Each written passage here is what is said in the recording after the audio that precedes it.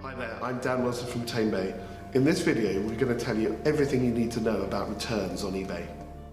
How you treat returns on your eBay sales depends on your status as a seller.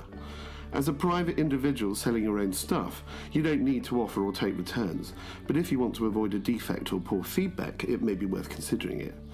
As a business seller, you are required by UK and EU law to offer returns under certain circumstances. eBay requires that you accept returns under the distance selling regulations for at least 14 days after the buyer receives the goods. But who pays for returns? It depends. Some eBay sellers will offer free returns to all buyers regardless of the circumstances. But as a general rule of thumb, if the return is because the item is damaged, not working, or not as described, then the seller pays for the return carriage. If the goods come back because the buyer has changed their mind, they can be expected to bear the expense of the return postage. All that said, some sellers will offer free, no-quibble returns as standard across all their sales for the convenience of buyers and to avoid wrangles. The returns policy you offer will very much depend on what you're selling.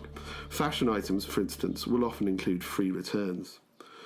Learn about eBay's managed returns. Even if you specify a returns policy and maybe even include a return slip with your sales, eBay can sometimes intervene and help buyers make a return using their managed returns process.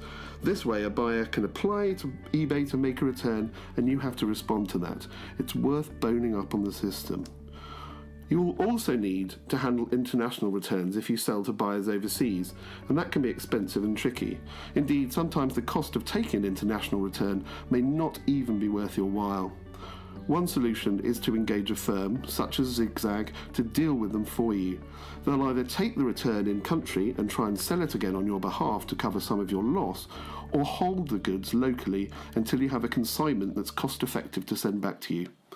Consider your returns as a sales tool. The eBay game very much depends on inspiring buyer confidence to clinch a sale, and returns can be part of that process. Some buyers won't buy with a seller that doesn't offer decent returns terms, so think how best returns can be used to boost your business. Thank you for watching Tamebay TV. Don't forget you'll find lots more news and information at tamebay.com.